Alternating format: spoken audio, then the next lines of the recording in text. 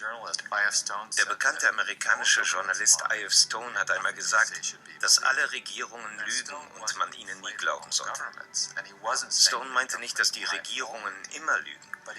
Aber wir sollten nie glauben, dass das, was eine Regierung uns sagt, automatisch wahr ist.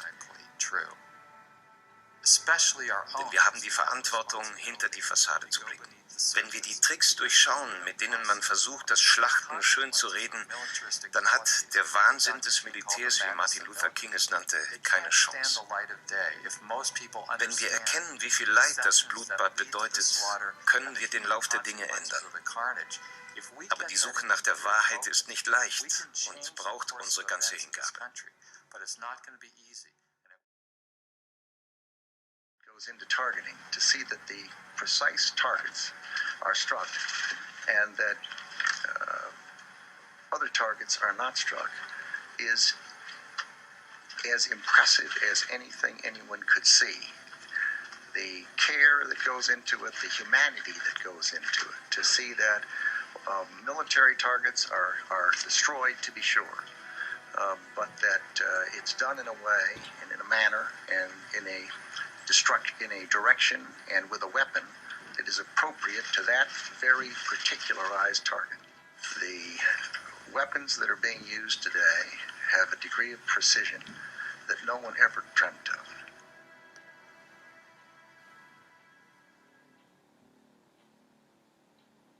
In vielerlei Hinsicht sorgt der Zweite Irakkrieg 2003 für neue Dimensionen, auch in der Berichterstattung. Mit dem sogenannten Einbetten von Journalisten hat die Beeinflussung ihren vorläufigen Höhepunkt erreicht.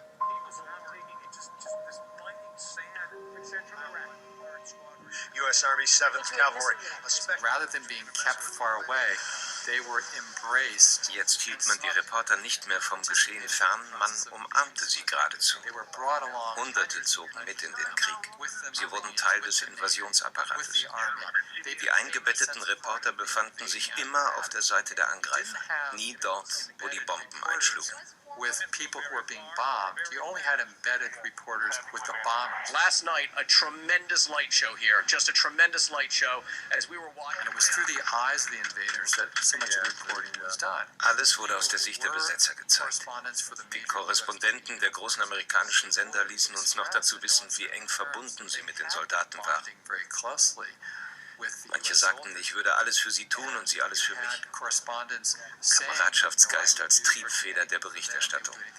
We had guys around us with guns, and they were intent on keeping us alive because they said, "You guys are making us stars back home, so we need to protect you." That's very nice. Das ist sehr nett, hat aber nichts mit unabhängigem Journalismus zu tun. Das Einbetten der Reporter ist nur ein neuer Trick im alten Spiel der Kriegspropaganda.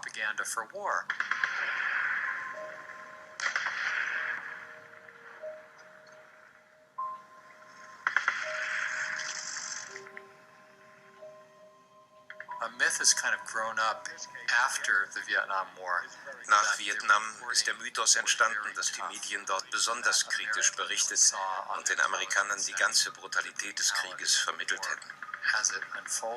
Viele meinen, es sei das Beste, zu diesem Standard zurückzukommen. This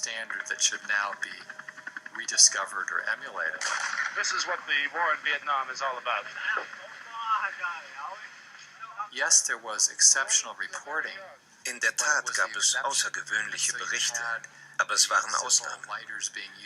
So die Bilder von GIs, die mit ihren Feuerzeugen ein Dorf abfackeln. Das ist den Leuten deshalb noch so präsent, weil es so unüblich war.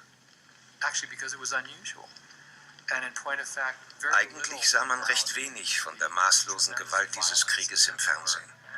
Besonders wenn amerikanische Soldaten für die Gräuel verantwortlich waren. Ein großes Tabu ist generell die Berichterstattung über das menschliche Leid. Bomben und Raketen, die vom Steuerzahler finanziert wurden, richten unermessliches Leid an. Sie verstümmeln und töten Menschen.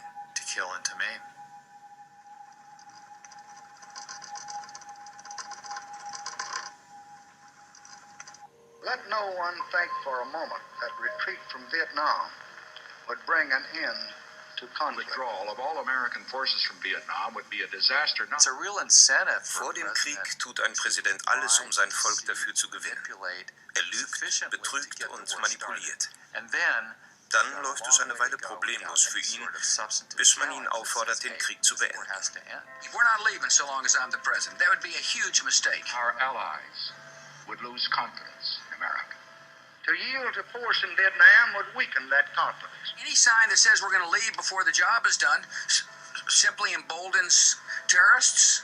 A retreat from the United States from Vietnam would be a communist victory of massive proportions and would lead to World War III. If this little nation goes down the drain and can't maintain her independence, ask yourself what's going to happen to all the other little nations. It would not bring peace. It would bring more war. Selbst wenn die Rufe nach Rückzug so laut werden, dass man sie nicht mehr überhören kann, haben die Politiker Strategien entwickelt, uns das baldige Ende des Krieges anzukündigen, während sie ihn in Wirklichkeit noch verlängern. Oder sie schaffen es sogar, wie im Fall von Nixons Vietnamisierung, den Krieg im Namen der Beendigung des Konfliktes noch anzuheizen. In the previous administration, we Americanized the war in Vietnam. In this administration, we are Vietnamizing the search for peace. Nun, da der Krieg unpopulär geworden ist, zieht man ein paar US-Truppen ab und überlässt den Verbündeten vor Ort die Verantwortung.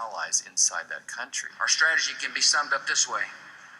As the Iraqis stand up, we will stand down. Das vermittelt den Amerikanern, wir werden auf jeden Fall da rausgehen. Es ist nur eine Frage der Zeit. Der Fokus der Medien liegt immer auf unseren Soldaten. Die Leiden der zivilen Opfer werden uns kaum gezeigt. 1968 tritt der einflussreiche CBS-Moderator Walter Cronkite vor die Kamera und stellt sich massiv gegen die Regierung. Cronkite sagte ganz klar, der Krieg ist nicht zu gewinnen. It seems now more certain than ever that the bloody experience of Vietnam is to end in a stalemate. Jetzt, da der Wind sich gedreht hatte, übernahmen immer mehr seine Meinung. Lyndon Johnson soll nach Cronkites Kommentar gesagt haben, ich habe halb Amerika verloren. Die Aussage wird gerne zum Wendepunkt des Krieges und zur moralischen Stellungnahme der Medienwelt hochstilisiert. Nun, das stimmt und stimmt auch wieder nicht. Cronkite stellte fest, dass die USA entgegen der offiziellen Version den Krieg in Vietnam nicht gewann, nicht gewinnen konnte. Er sprach nicht davon, dass der Krieg falsch war.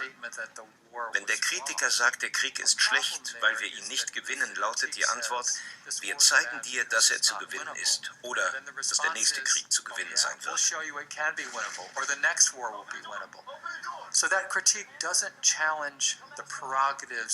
Diese Kritik stellt nicht das Recht auf die Aggression an sich in Frage. Dazu müsste sie tiefer gehen. Egal, ob dieser Krieg zu gewinnen ist oder nicht, ein Reich mit Cruise Missiles erzwingen zu wollen, ist nicht rechtens.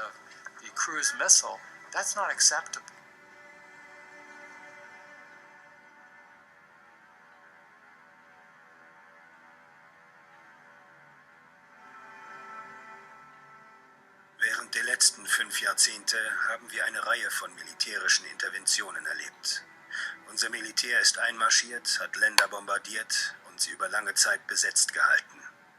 Immer wurde uns gesagt, es geschehe mit hehren Absichten und immer wieder haben junge Amerikaner und zahllose andere Menschen mit ihrem Leben dafür bezahlt.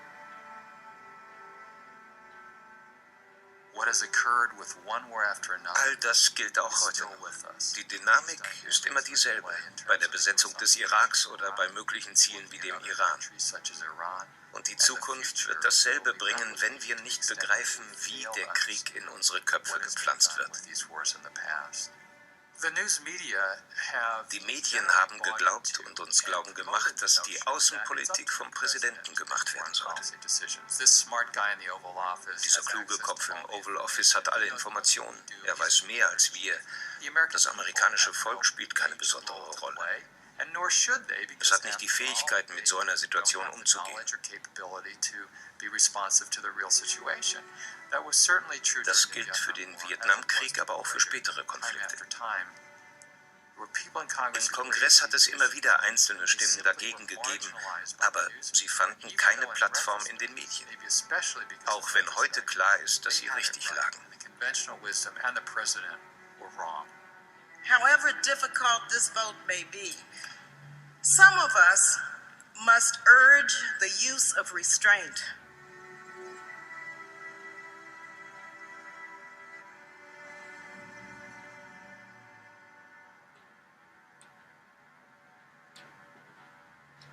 Our country is in a state of mourning. Some of us must say, let's step back for a moment. Let's just pause just for a minute.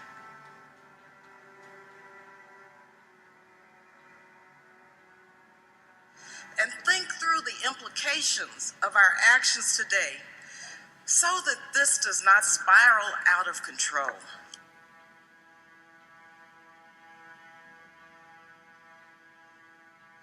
As we act, let us not become the evil that we deplore. Thank you, and I yield the balance of my time. Gentlewoman's time has expired. Es hat immer wieder Menschen gegeben, die als Außenseiter abgetan wurden, weil sie nicht mit dem Strom schwimmen wollten. Oft hat sich herausgestellt, dass sie als Einzige den historischen Moment richtig eingeschätzt haben. We gotta back our president. Since when? Do we have to back our president, or should we?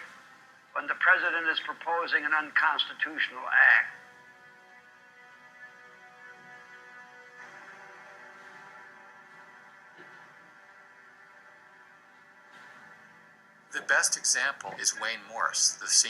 Das beste Beispiel ist Senator Wayne Morse. 1964 schwamm er gegen den Strom des gesamten Kongresses. Morse sprach der US-Regierung das Recht ab, den Krieg gegen Vietnam überhaupt anzufangen. Denn, so sagte er, es ist Sache des amerikanischen Volkes, über die Außenpolitik zu entscheiden. Senator, the Constitution gives to the President of the United States the sole responsibility for the conduct of foreign policy. Couldn't be more wrong. You couldn't make a more unsound legal statement than the one you have just made. This is the promulgation of an old fallacy that foreign policy belongs to the President of the United States. To whom does it belong, then, Senator? Belongs to the American people. All right, and our then constitutional fathers made it very clear. Where does the President fit into What this I'm in saying the responsibility scale? What I'm saying is, under our Constitution, all the President is the administrator of the people's foreign policy. Those are his prerogatives.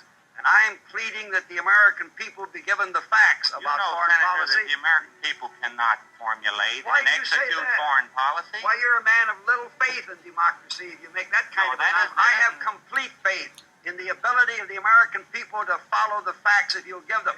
And my charge against my government is we're not giving the American people the facts. Dieses Vertrauen in die Demokratie ist in Washington nicht sehr verbreitet. Aber es ist eine gute Auslegung unserer Verfassung und eine gute Definition von Demokratie. Der bekannte amerikanische Journalist I.F. Stone hat einmal gesagt, dass alle Regierungen lügen und man ihnen nie glauben sollte. Stone meinte nicht, dass die Regierungen immer lügen. Aber wir sollten nie glauben, dass das, was eine Regierung uns sagt, automatisch wahr ist. Denn wir haben die Verantwortung, hinter die Fassade zu blicken. Wenn wir die Tricks durchschauen, mit denen man versucht, das Schlachten schön zu reden, dann hat der Wahnsinn des Militärs, wie Martin Luther King es nannte, keine Chance. Wenn wir erkennen, wie viel Leid das Blutbad bedeutet, können wir den Lauf der Dinge ändern. Aber die Suche nach der Wahrheit ist nicht leicht und braucht unsere ganze Hingabe. But it's not going to be easy, and it will require dedication to searching for truth.